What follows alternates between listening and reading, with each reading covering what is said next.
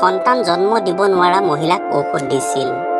কিন্তু এনে ৰোগী মহিলাক চিকিৎসা কৰা ঘৰটোত কেৱল মা আৰু তেওঁৰ সহকৰ্মী বাইগৰাকীহে সোমাব পাৰিছিল। মোৰ বিয়া হোৱা এবছৰ হ'ল যদিও মোৰ কোনো সন্তান হোৱাৰ সম্ভাৱনা নাছিল, যাৰ বাবে এদিন মই মাক ক'লোঁ, মা, মোৰ বাবে তুমি ঔষধ প্ৰস্তুত কৰি দিয়া। কিন্তু মায়ে মোৰ এই অনুৰোধ মানি নল'লে।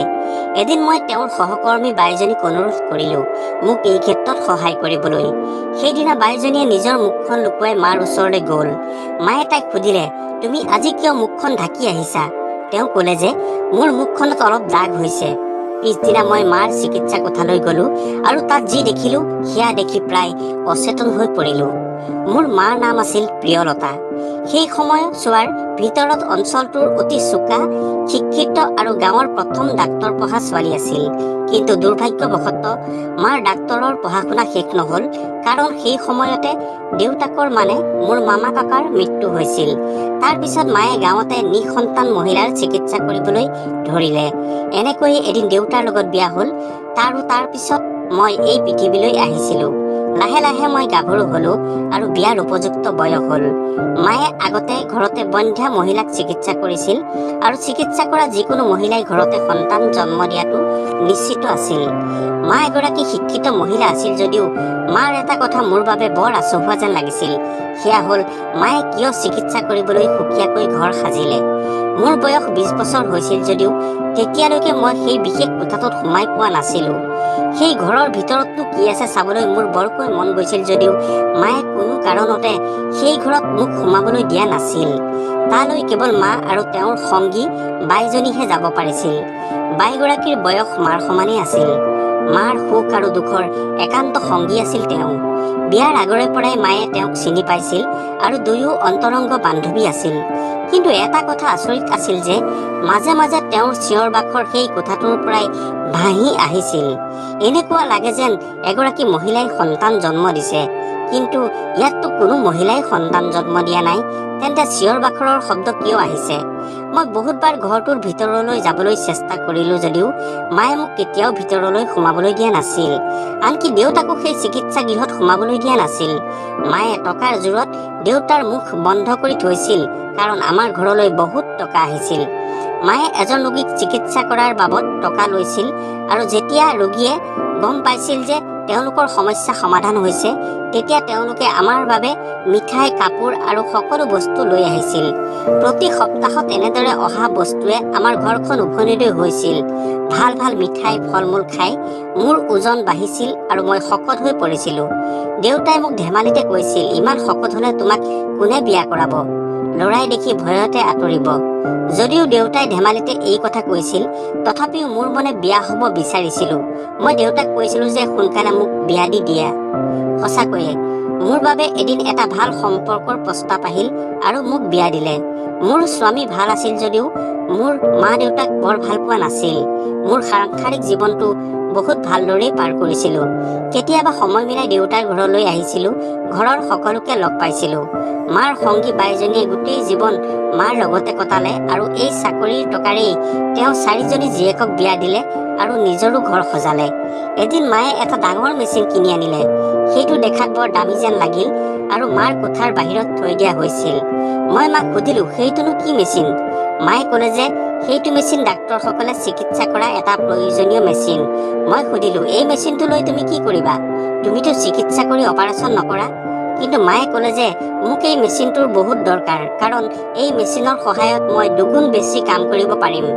মই ক'লোঁ, মা, তুমি ইমান টকা উপাৰ্জন কৰিনো কি কৰিবা? বহুত কৰিলা মা, এতিয়া তুমি অলপ জিৰণি লোৱা। মায়ে মোক ক'লে, টকা অবিহনে জীৱনত একোৱেই মূল্য নাই। টকা এনেকুৱা বস্তু যিটো প্ৰতিদিনে প্ৰয়োজন হয়। মোৰ ননন্দ এগৰাকীৰ সন্তান নাছিল। সেই কথা গম পাই মই মাক ক'লোঁ, মা, তুমি বহুত দূৰ দূৰণিৰ ৰোগীক চিকিৎসা কৰি আছা, মোৰ ননন্দজনীকো অলপ চাই দিবা। মায়ে ক'লে, এই চিকিৎসা বহুত খৰচী, তুমি এইবোৰৰ মাজত নোসোমাবা। কিন্তু এদিন মোৰ শাহুমায়ে ক'লে, বোৱাৰী, তোমাৰ মাক কোৱা মোৰ ছোৱালীজনীক যাতে ভালদৰে চিকিৎসা কৰি দিয়ে। মিতিৰ পাতিছে যেতিয়া কিহৰ ইমান টকা পইচাৰ কথা আছে? শাহুমাৰ কথা মই ভালকৈ বুজিছিলোঁ। তেওঁ আচলতে জীয়েকক বিনামূলীয়াকৈ চিকিৎসা কৰিবলৈ মোক কৈছিল। কিন্তু মোৰ মায়ে জানো বিনা পইচাত চিকিৎসা কৰিব? ইপিনে শাহুমাৰ মোৰ প্ৰতি এইটো প্ৰথম অনুৰোধ আছিল। আকৌ এবাৰ মই মাক ননন্দৰ চিকিৎসাৰ কথা কোৱাত মায়ে ক'লে, তোমাক সেইদিনাই কৈছিলোঁ যে এই চিকিৎসাৰ খৰচ বহুত বেছি, শুনিলে হয়তো তেওঁলোকে ভয় খাব। মই ক'লো যে শহুৰৰ ঘৰত মোৰ মান মৰ্যাদাৰ প্ৰশ্ন আছে। মায়ে ক'লে, তোমাৰ কি সন্মান হানি হ'ব? যদি তেওঁক চিকিৎসা কৰাৰ পাছতো কোনো লাভ নহয় তেতিয়া কিমান বেয়া কথা হ'ব ভাবি লোৱা। মই ক'লো, মা আপুনি এতিয়ালৈকে চিকিৎসা কৰা সকলোৱে লাভৱান হৈছে, তেন্তে মোৰ ননন্দজনী কিয় লাভৱান নহ'ব? এনেদৰে কৈ মই মাক পতিয়ন নিয়াবলৈ চেষ্টা কৰিলোঁ, কিন্তু মায়ে মোক বকাবকি কৰি ক'লে, মোৰ লগত কেতিয়াও তুমি এই বিষয়ে কথা নাপাতিবা, তুমি ননন্দক চিকিৎসাৰ বাবে মোৰ ওচৰলৈ নানিবা। এইবাৰ দেউতাই মাক ক'লে, ছোৱালীজনীৰ শহুৰকৰ ঘৰৰ কথাবোৰ ভাবি চোৱা, তুমি চিকিৎসা কৰি দিয়া। দেউতাই তেনেকৈ কওঁতে মায়ে চিকিৎসা কৰিবলৈ মান্তি হ'ল। দেউতাই মোক ক'লে, মায়ে দিনে ৰাতিয়ে মানুহৰ চিকিৎসা কৰি উন্মাদ হৈ পৰিছে, একেৰাহে সেই চিকিৎসা কৰা গৃহতে থাকে। মই দেউতাক সুধিলোঁ, দেউতা তুমি কেতিয়াবা সেই ঘৰটোলৈ গৈছানে? দেউতাই তেতিয়া ক'লে, যেতিয়া ঘৰটো সাজি আছিল তেতিয়া মই তালৈ গৈছিলোঁ। তেতিয়া তাত কেৱল ডাক্তৰৰ 2-এটা বস্তু, এখন টেবুল, বিচনা, 4খন চকী আৰু 4টা আলমাৰী আছিল। মোৰ মনলৈ চিন্তা আহিছিল, যদি তেনেকুৱাই হয় তেন্তে মায়ে কাকো তালৈ যাবলৈ নিদিয়ে কিয়? যি নহওক, মোৰ ননন্দনী চিকিৎসাৰ বাবে মা ওচৰ পালেগৈ। তেওঁক ইনভেণ্টৰীত ট্ৰিট কৰা হ'ল। মই ননন্দক সুধিলোঁ, মায়ে তোমাক ক'ত ৰাখি চিকিৎসা কৰিছিল? ননন্দে ক'লে যে আমাৰ ঘৰৰ ডাইনিং ৰুমতে তাইক মায়ে চোৱা চিতা কৰিলে। মই সুধিলোঁ, কিয়? মায়ে তোমাক চিকিৎসা কৰা ঘৰটোলৈ নিনিলে নেকি? তেওঁ ক'লে যে নাই, মোক কোনো কোঠালৈ লৈ যোৱা হোৱা নাছিল। 2-4টা টেষ্ট কৰা হৈছিল, তাৰ পিছত চিকিৎসা আৰম্ভ হ'ল। তেওঁ ঔষধ প্ৰেছক্ৰিপশ্যন দিলে আৰু ক'লে যে যদি কপালত আছে তেতিয়া কেঁচুৱা হ'ব, নহ'লে ইয়াৰ কোনো চিকিৎসা নাই। ননদৰ কথাত মই আচৰিত হ'লো। মায়ে ইমান মানুহৰ চিকিৎসা কৰিছে, লাখ লাখ টকা খৰচ কৰিছে সন্তানৰ বাবে, কিন্তু ননদজনীক কিয় ওপৰে ওপৰে এনেদৰে চিকিৎসা কৰিলে? ইয়াৰ অৰ্থ হ'ল মায়ে টকা নোপোৱাৰ বাবেই ননদক ভালদৰে পৰা চিকিৎসা কৰা নাই। সঁচাকৈ মোৰ মা বৰ টকাৰ লোভীয়া হৈ পৰিছে। তথাপি মনতে ভাবিলোঁ, চাওঁচোন বাৰু, কিজানি কেঁচুৱা হয়ে বা। কিন্তু কোনো লাভ নহ'ল। ননদে মোক ক'লে, মোৰ সন্তান নহ'ল, কিন্তু তোমাৰ মা বৰ ভাল মানুহ, ভগৱানে ইচ্ছা কৰিলে সন্তান জন্ম হ'ব বুলি ক'লে। ইপিনে এমাহ দুমাহকৈ মোৰো বিয়াৰ হোৱাৰ এবছৰ হ'ল যদিও মোৰো দেখোন এতিয়ালৈকে একো পজিটিভ ৰিজাল্ট অহা নাই। আজিকালি 2-3 মাহ কিবা সম্ভাৱনা নেদেখিলেই এচাম মানুহে আলোচনা আৰম্ভ কৰে। ময়ো চিন্তিত হৈ পৰিলোঁ, কাৰণ মোৰ আত্মীয় 2-এগৰাকীয়ে মোক কথাটো সুধিবলৈ ধৰিলে আৰু লগতে ক'লে যে তুমি মাৰ পৰামৰ্শ কিয় লোৱা নাই? বেছি দেৰি হ'লে সমস্যাত পৰিবা। ননদেও এদিন ক'লে, মোৰ দৰে আৰু নহ'বা, সোনকালে ট্ৰিটমেণ্ট কৰা। শাহুমায়ে এদিন পাকঘৰত থাকোঁতে মই শুনাকৈ ক'লে, ঘৰখনলৈ সুখৰ খবৰবোৰ কেতিয়া আহে জানো? ভগৱানে কৃপা কৰিলেই হয় আৰু। 4 বছৰ ধৰি ননন্দে বিভিন্ন চিকিৎসা কৰিও একো সুফল নাপালে। মোৰতো মাত্ৰ এবছৰ হৈছেহে, তথাপিও ঘৰখনৰ সকলোৰে কথা আৰু আচৰণৰ প্ৰতি মোৰ বৰ চিন্তা হৈছিল। এদিন স্বামী আৰু শাহুমাক নোকোৱাকৈ মনে মনে ডাক্তৰৰ ওচৰলৈ গ'লোঁ আৰু সকলো চেকআপ কৰিলোঁ। ডাক্তৰে ক'লে 2 দিনৰ পিছত ফলাফল গম পাব। মই ক'লোঁ যে মই টেষ্ট ৰিপৰ্ট দিবলৈ আহিব নোৱাৰোঁ, আপুনি মোৰ ফোনৰ হোৱাটছআপতে ৰিপৰ্টখিনি দিব আৰু সবিশেষ জনাব। ডাক্তৰজন বৰ ভাল আছিল, হয়তো বুজিছিল যে মই কিবা সমস্যাত পৰিছোঁ বুলি। তেওঁ হ'ব বুলি জনালে। সেই 2 দিন মই কেনেকৈ কটালোঁ সেয়া কেৱল মইহে জানো। 2 দিনৰ পিছত ডাক্তৰে ফোন কৰি ৰিপৰ্টটো দিলে, ক'লে যে আপোনাৰ এটা সমস্যা আছে, যাৰ বাবে আপুনি কেতিয়াও মাতৃ হ'ব নোৱাৰিব। আপুনি সন্তানৰ বাবে যিকোনো ঔষধ খাই স্বাস্থ্যহানি কৰাতকৈ IVF বা টেষ্ট টিউব বেবী জন্ম দিব পাৰে, কিন্তু ইয়াৰ বাবে যথেষ্ট খৰচ আছে আপোনাৰ। প্ৰথমে আপুনি হাজবেণ্ডক কওক, কিন্তু দেৰি হ'লে তেওঁ ভাবিব যে লাখ টকা খৰচ কৰাতকৈ দ্বিতীয় বিবাহ কৰোৱাই ভাল। সেয়ে আপোনাক কথাবোৰ সকীয়াই দিলোঁ, কি ভাবে আপোনাৰ কথা? ডাক্তৰৰ কথাবোৰ শুনি মই ইমানেই চিন্তিত হৈ পৰিলোঁ যে গোটেই ৰাতিটো মই গোপনে কান্দিলোঁ আৰু অলপো টোপনি নাহিল মোৰ। স্বামীয়ে মোক সুধিছিল যদিও মই একো হোৱা নাই বুলিয়েই ক'লোঁ। মোৰ বহুত দুখ লাগিছিল, কাৰণ মোৰ লগত তেনেকুৱা হ'ব বুলি মই কেতিয়াও ভবা নাছিলোঁ। 2 দিনৰ পিছত এদিন মোৰ গাঁৱৰ এজনী বোৱাৰী মোৰ ওচৰলৈ আহিল। তাই ক'লে যে আজি তোমাৰ মাৰ ট্ৰিটমেণ্টৰ পৰা মই 2টাকৈ কেঁচুৱা পাইছোঁ। মই আজি বহুত সুখী বুলি কৈ তাই মোক ধন্যবাদ দিলে। তাই বাৰে বাৰে মোৰ মাৰ প্ৰশংসা কৰিবলৈ ধৰিলে আৰু ক'লে যে ভগৱানে মাৰ হাতত যাদু দি পঠিয়াইছে আৰু যিয়ে তেওঁৰ ওচৰত চিকিৎসা কৰিব তেওঁৱেই আৰোগ্য লাভ কৰিব। মহিলাগৰাকীৰ কথাত মই বৰ সুখী হোৱাৰ লগতে হৃদয়ত শান্তি অনুভৱ কৰিলোঁ, কাৰণ বোৱাৰীগৰাকীৰ 10 বছৰলৈকে কোনো সন্তান হোৱা নাছিল। ময়ো সিদ্ধান্ত ল'লোঁ যে ময়ো মাক সকলো কথা ক'ম আৰু তেওঁৰ ওচৰত চিকিৎসা কৰিম। কিন্তু এই কথা মই স্বামী শাহুমাক কাকোৱেই নকওঁ। মই মাৰ ওচৰলৈ গ'লোঁ। মা ৰাতিপুৱা বৰ ব্যস্ত আছিল। সেই চিকিৎসা গৃহতে সোমাই আছিল আৰু ওলাই অহা নাছিল। মই ঘৰলৈকে গ'লোঁ যদিও দেউতাও ঘৰত নাছিল। মায়ে মোক 4 ঘণ্টা অপেক্ষা কৰিবলৈ বাধ্য কৰালে। মোৰ বৰ খং উঠিল আৰু মাক ক'লোঁ, মা মোৰ যে কিবা সমস্যা আছে সেইটো কিয় নাভাবা? মায়ে সুধিলে, কি সমস্যা হৈছে তোমাৰ? টকাৰ প্ৰয়োজন হৈছে নেকি? মই টকাৰ প্ৰয়োজন নাই হোৱা বুলি ক'লো আৰু তাৰ পিছত ডাক্তৰে কোৱা কথাখিনি মাক ক'লো। লগতে ডাক্তৰে দিয়া ৰিপৰ্টটো দেখালো। কিন্তু মায়ে ৰিপৰ্ট চাই সমস্যা ডাঙৰেই বুলি ক'লে আৰু একো কৰিব নোৱাৰি বুলি ক'লে। মই ক'লো, তোমাৰ কাৰণে কি ডাঙৰ সমস্যা হ'ল মা? তুমি মোৰ চিকিৎসা কৰা। কিন্তু মায়ে মোক ধমকি দি কৈছিল, যদি তুমি আকৌ মোক এইটো কথা কোৱা তেন্তে মোতকৈ বেয়া কোনো নহ'ব। কোনো কাৰণতে মই তোমাক ট্ৰিট নকৰো। ময়ো খঙেৰে মাক ক'লো, মা তুমি গোটেই পৃথিৱীৰ মানুহক খাদ্য দি আছা আৰু যেতিয়া মই প্লেটখন দেখি খাদ্য খাবলৈ বহিছো তেতিয়া তুমি মোক কৈছা যে খাদ্য খোৱাটো পাপ। মায়ে মোৰ কথাত লাজ পাই ইমানেই বকাবকি আৰম্ভ কৰিলে যে শেষত তেওঁ ক'লে তেওঁ মৰি গ'লৈ হেনো মোৰ চিকিৎসা নকৰে।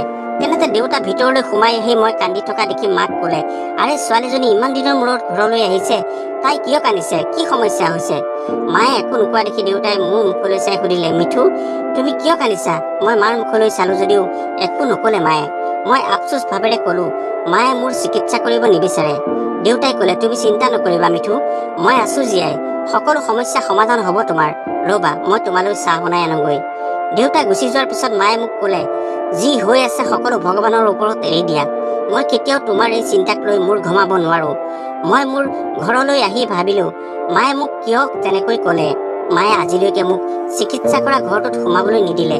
মই যেতিয়া মোৰ ননন্দজনীক তেওঁৰ ওচৰলৈ পঠাইছিলো মায়ে তাইকো সোমাবলৈ নিদিলে। তেন্তে ইমান মানুহ মাৰ ওচৰলৈ লাখ লাখ টকা খৰচ কৰি কিয় চিকিৎসা কৰিবলৈ আহে? কিন্তু মোক বা মোৰ আত্মীয়ক মায়ে কিয় চিকিৎসা কৰিব নিবিচাৰে? মাৰ সহকৰ্মী বাইগৰাকীয়ে মই যোৱাৰ সময়ত তেওঁ মোক দেখিছিল। পিছদিনা তেওঁ মোক ফোন কৰি সুধিলে, কি হৈছে তোমাৰ? কিয় কান্দি আছিলা? তেওঁ সৰুৰে পৰাই মোক মাতৃৰ দৰে লালন পালন কৰিছিল।